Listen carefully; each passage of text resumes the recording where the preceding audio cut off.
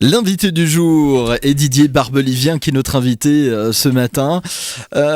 J'ai envie de venir un petit peu sur la partie comédie musicale Oui, qui a également un lien avec l'histoire. Est-ce que vous êtes quelque part un homme d'histoire? Parce qu'on n'écrit pas une comédie musicale ouais, c'est vrai. Non, mais j'ai toujours été intéressé par l'histoire. par les C'est même une personnages des également? rares matières à l'école où j'étais premier. J'ai toujours été premier en histoire. Bizarrement, pas du tout premier en français. Ni en géographie, je crois Oh là savoir. là, la géographie. Et littérature, Vous ça. savez combien j'ai eu au bac? J'ai eu 0. Non, 1. J'ai eu en géographie. En Un géographie. point. Bon, c'est bien, ça sauve l'honneur en même temps. Ouais, j'ai eu un point. En histoire, non, parce qu'il m'avait mis 10. Vous savez, on passait 10 et 10. Il m'a mis 10, à mon avis, j'en connaissais plus que le prof, mais bon. D'accord, carrément. Mais d'où est venu cet amour passion. de l'histoire, cette Je passion? sais pas, le goût. Vous savez, quand on est gosse, moi, rien que d'entendre des histoires, ça m'intéressait. Qu'on me raconte la vie de François Ier ou le petit chaperon rouge, j'étais client des deux. Vous voyez.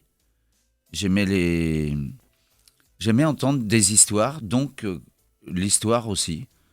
Quand on, Quand on a commencé à me raconter l'histoire de France, j'étais passionné de tout ça.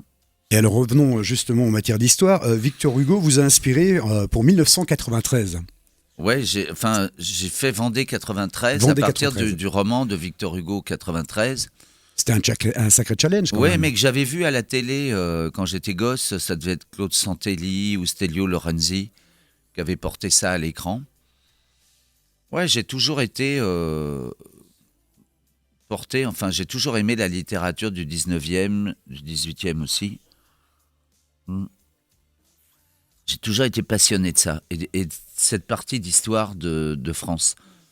Aujourd'hui encore, je me suis réattelé à un projet sur Marie-Antoinette avec la complicité d'Antoine Rau, qui est un auteur de théâtre Ce sera une pièce extraordinaire. théâtre chantée, je crois. Hein. Voilà, ça va être une pièce de théâtre avec des chansons.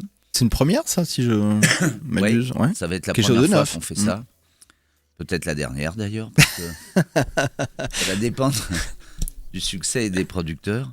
Ouais, à ce Mais, niveau-là, on s'inquiète pas trop. Mais c'est vrai que bon, j'ai cette passion. J'ai trouvé Antoine qui est aussi passionné que moi de cette période. Mais l'histoire de France en général, hein, je peux pas faire une comédie musicale sur les Gaulois, mais si je pouvais, je la ferais. Mais c'est facile de trouver les paroles, de trouver les accords pour justement coller à des périodes de l'histoire. Je me rends pas compte. Je fais ça comme le reste. Je me Instinctivement. rends pas compte parce que je fais ça depuis tellement longtemps que pour moi, je fais plus attention. Faire des chansons, c'est comme si vous demandiez à un boulanger qui fait le pain depuis 40 ans, qu'est-ce que ça vous fait de faire des croissants? C'est un automatisme. Ouais, c'est ancré en moi, quoi. C'est comme, vous voyez, je bois mon thé, là, tout à l'heure, je vais déjeuner. Bon, ben après, il faut que je fasse une chanson, ouais, c'est comme ça. D'accord, une chanson par jour. Ouais, j'ai toujours un truc, j'ai toujours un cahier avec moi où j'écris des choses.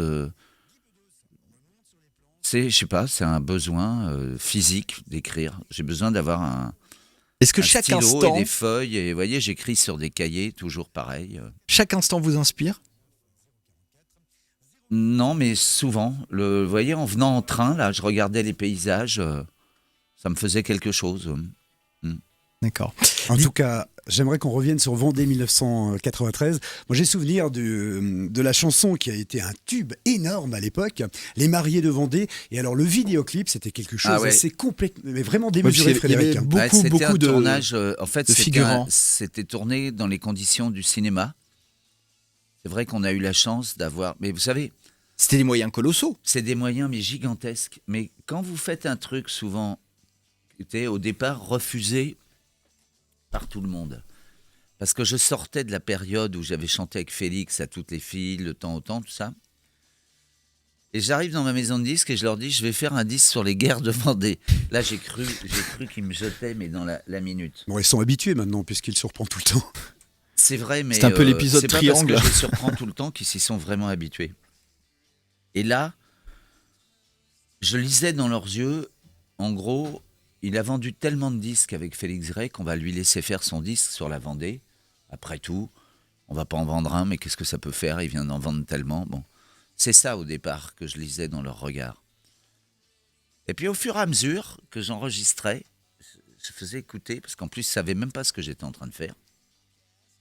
Ils m'ont dit ouais, c'est pas mal, nanana, nanana. Bon, bref. Et à l'époque, comme j'ai toujours été comme ça, hein, j'ai toujours tenté des trucs un peu incroyables. Je suis allé voir TF1, dont on disait c'est la télé qui marche qu'au rendement, qui veut que des trucs très efficaces. Je suis allé les voir avec mon truc de Vendée, là, et je me dis, bon, ils vont me jeter, c'est sûr, quoi, parce que à qui on vend ça, c'est invendable. Et bizarrement, ils m'ont dit oui, et c'est eux qui m'ont donné les moyens de faire le film, là, sur la chanson.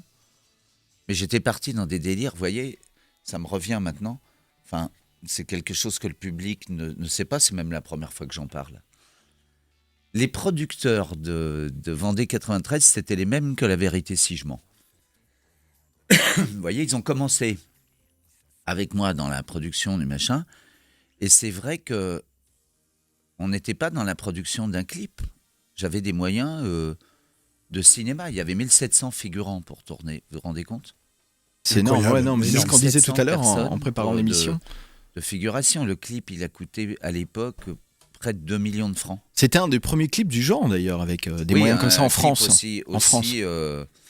aussi dispendieux, oui. Oui, c'était un des premiers. Alors j'ai envie de rebondir un petit peu plus sur l'actualité musicale avec le parcours que vous avez et justement cette vision de la musique. Qu'est-ce que vous pensez aujourd'hui de la musique, des nouveaux talents, de ces jeunes chanteurs qui émergent ? Moi, je suis toujours content d'entendre des gens nouveaux avec leur propre univers. Et il y en a beaucoup. Hein. Christophe Maé, il a son monde. Benjamin Biolay aussi. Raphaël aussi. Mais justement, à contrario de ce qu'on disait tout à l'heure, parce que vous êtes quand même quelqu'un d'ouvert et vous n'êtes pas fixé de limites, en fait, c'est nos limites avec vous. Ces chanteurs qui sont, comme on le dit, formatés, vous pensez pas qu'ils ont une carrière qui est un peu tracée et peut-être... Je trouve pas. Non ? Moi, je trouve pas que des gens comme Biolay ou Raphaël soient formatés. Ni Christophe Maé. Au contraire, je pense que c'est des gens...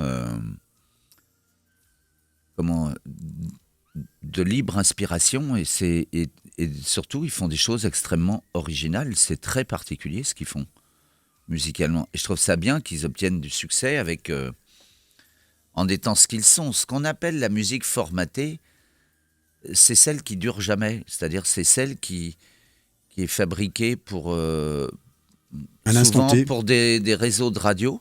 C'est vrai. Hein. Moi, j'ai quand même entendu des gens. J'ai trouvé ça dramatique. Faire des disques en me disant je crois que c'est bien parce que j'ai le son énergie. Je me disais mais qu'est-ce qu'on en a à foutre du son énergie ? Surtout chez nous. Oui. Non mais je veux dire, je me disais mais c'est complètement débile de penser comme ça. Mais malheureusement, c'est de plus en plus ça quand même. Ouais, mais non, on fait des chansons pour le public, pas pour les radios, jamais, ni pour la télé.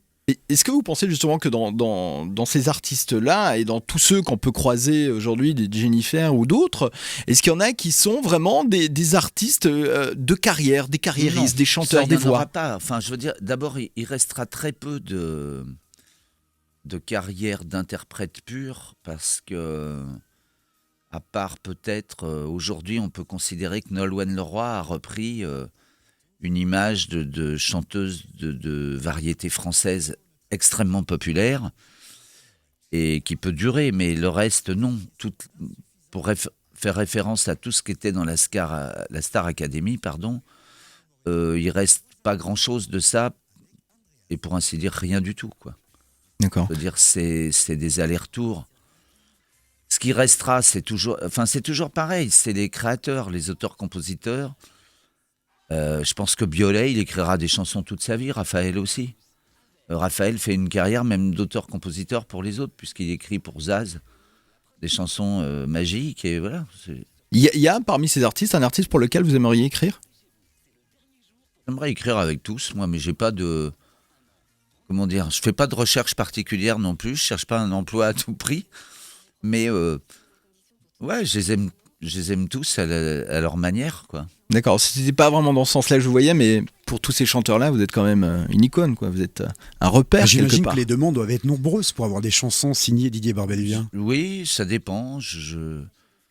Ça dépend. Je travaille pour des nouveaux artistes aussi, des très jeunes. Enfin, moi, je me laisse porter par ce qu'on me demande. J'ai jamais eu un plan de carrière bien établi. Et il y a des critères pour avoir une chanson de vous? Non. Faut avoir... Votre numéro de portable. Vouloir chanter, enfin, faut avoir un truc à faire, faut avoir du talent, faut avoir une production, et puis on le fait. C'est pas plus compliqué que pour n'importe quel autre artiste. Ce qui est compliqué aujourd'hui, pour les jeunes artistes, c'est de trouver les réseaux de production, c'est-à-dire l'argent pour enregistrer, les réseaux de distribution pour qu'on mette leurs disques dans les magasins, les réseaux de promotion pour qu'on les entende quand même un minimum. Sinon, on ne saura jamais qui c'est. Bref, tout Ça, le c'est circuit. compliqué. Ouais. On y reviendra dans quelques instants. On va marquer une nouvelle pause, mon cher Philippe. Exactement, avec un duo. On parlait des chansons avec Félix. Là, c'est avec Anaïs.